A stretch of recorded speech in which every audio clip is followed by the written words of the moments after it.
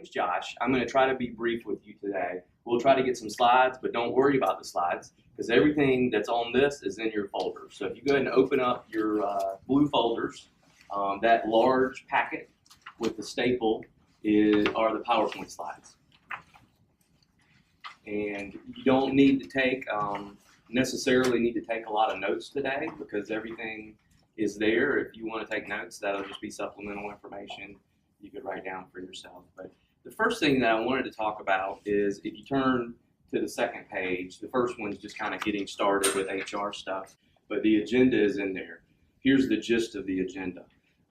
You're going to have several different trainers today. We'll give you a break at some point here in the near future. You will have a lunch break. We'll have lunch brought in. We like to try to get through lunch as quickly as possible, 30 minutes, as opposed to taking a longer time so you guys can get out of here earlier at the end of the day. That's usually people enjoy that, especially if you've got a drive home.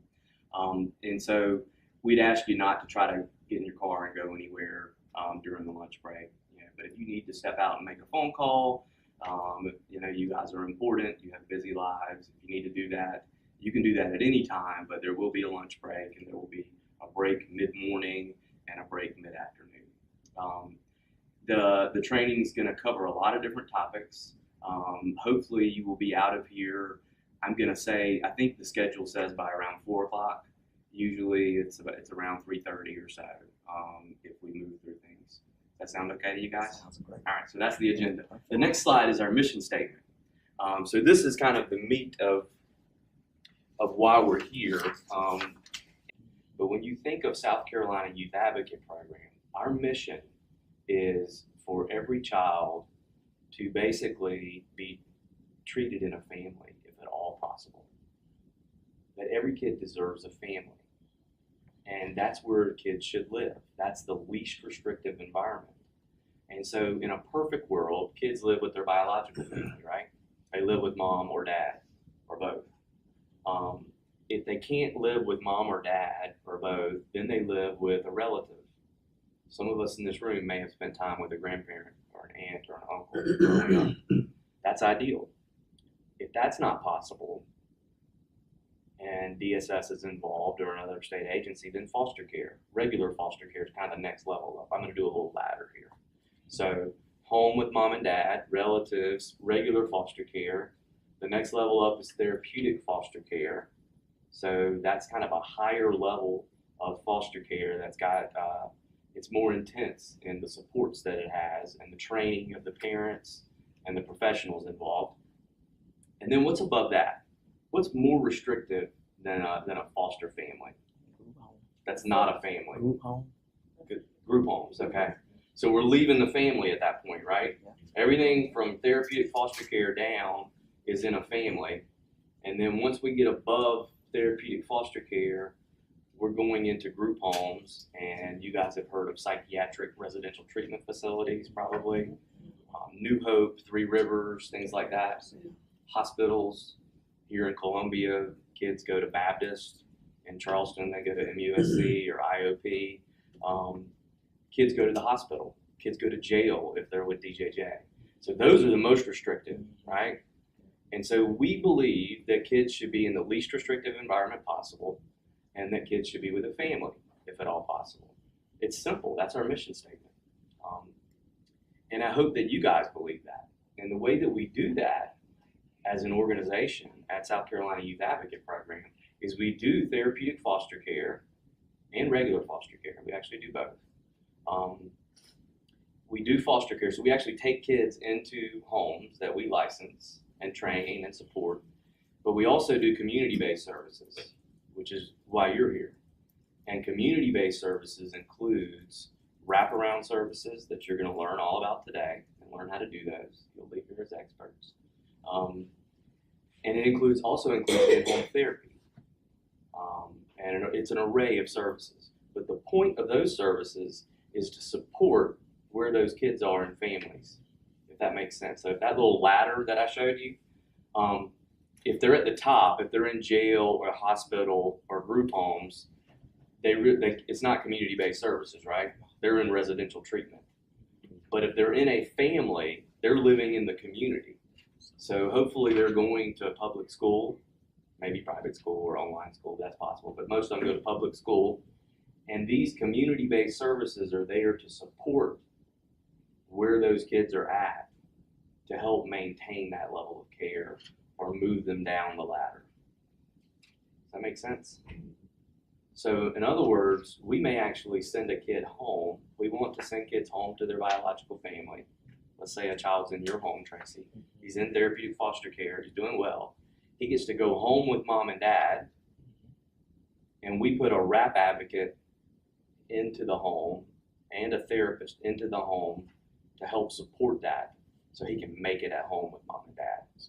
Because he might not make it if we just send him home to mom and dad, because they may not have the same skills that you've been doing with him as a therapeutic foster parent. They may not have the same support. My guess is you have someone you can call. If there's a crisis, you have someone you can call and they'll answer the phone. Not everybody has that. Not every mom and dad out there has someone that they can call that'll actually answer the phone. Does that make sense? Makes a lot of sense. Cool. All right. So it's you can turn to the next page. It's basically just a pinwheel kind of different programs that we've run since 1990. We do a lot of different programs, and we've evolved a lot over the last 30 years. We've always done therapeutic foster care. That's the foundation of our organization. And we've been doing community-based services, wraparound services since 1995. So these aren't new either, even though I told you I've only been involved in it for a little while. We've been doing them for a long time. So these aren't new concepts. And that should give you some comfort in signing up to work for an organization that's not brand new. You know, if I was up here telling you, hey, my name's Josh Kaufman, and I've been here for a month and a half, and our company is, we started in December last year, and hey, come work for us. We're gonna help kids and families. It may be great, maybe a great company, but it's different when I tell you we've been here for almost 30 years, and we've been doing this for a while. But that's an array of programs that we've done. Go ahead and turn to the next slide, the next page. All right, so SkyApp function, that slide is basically kind of, I've already covered it. I want you guys to know what I told you earlier. We do therapeutic foster care and community-based services, and they complement each other at times. So you may actually be the RAP advocate for a child that is in therapeutic foster care. So Tracy's got a young man in her home. Tracy's not going to be, as the foster parent, she cannot be the RAP advocate for the same child, but you can, all right? So you may be the RAP advocate that comes and meets with that child several hours a week for behavior modification. And when you do that, I just want you to realize you're all on the same team. We all work for the same organization. We're all working together. And for every therapeutic foster parent, they have, when I said they have someone they can call, they have a worker called a treatment coordinator that works with each child in each home around the state. And that's a key person. You will get their phone number when you're matched to a child. If they're in therapeutic foster care, you will be given the name and number of that treatment coordinator. I would encourage you to call them and talk to them. I would encourage you to call the foster parent before you go out there for the first day and talk to them and get the rundown on the child. That's the official word, rundown. Just get, ask them questions. We're all with the same organization, so you can ask those questions. It's a little bit different. If you're working with a biological family, it may be a little bit different. It doesn't mean you can't call the mom and ask her about the child. You just have to realize that you may be dealing with the mom just as much as you're dealing with the child. You may be doing a service called family support. When people are therapeutic foster parents with us, they've been vetted pretty significantly. You guys have been vetted to sign up to work for us as RAP advocates. In other words, we've done all these background checks. We've asked you questions. We know a little bit about you. When we serve a family in the community, we don't know a whole lot about mom or dad. So we don't know if they have what issues they may or may not have. And so what you hear may or may not be true.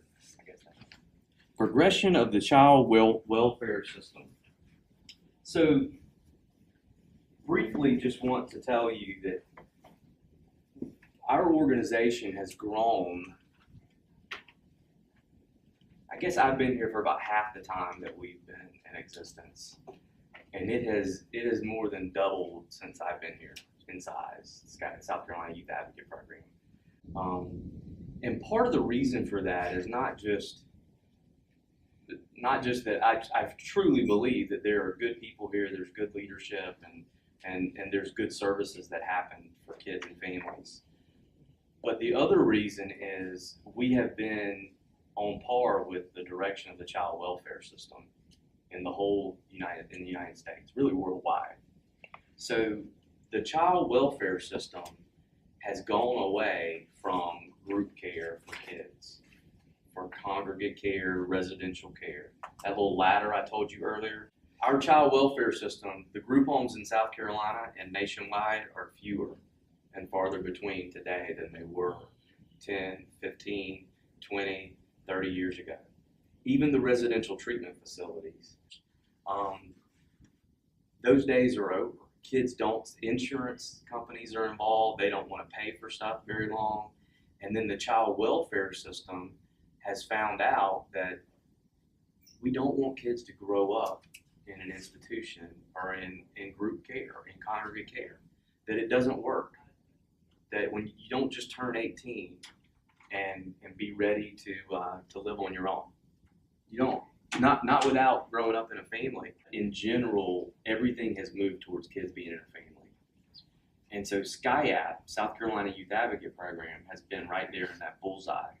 We just happen to be there since the beginning. We don't provide congregate care or residential care. We provide foster care, and we provide community-based services, and they happen to be in line with the child welfare system. They happen to be in line with what South Carolina Department of Social Services has been doing. The last slide, Rehabilitative Behavioral Health Services, RBHS. It is the Medicaid program that we bill for all of our community-based services programs. So just want you guys to know that we're funded through South Carolina Medicaid. So whenever you work with one of our children and you do a service, whether that's BMOD or PRS, which stands for Psychosocial Rehabilitation Service, or Family Support, FS, BMOD, PRS, FS, those are the RAP services. Those are all Medicaid services, so we bill Medicaid, and Medicaid takes it serious, we take it serious. It's important that you do those services well, that you document them accurately, and that you turn in documentation timely, and understand that that's how we're funded as an organization. We are a nonprofit organization, so no one owns this company, but the way that we pay you and the way that we run our organization is you basically turn in a note for working with a child, and then we bill Medicaid for that service, and we pay you for the hour that you work. But I hope y'all have a great training today. Thank y'all for your time. Thank you. Appreciate it. Good job.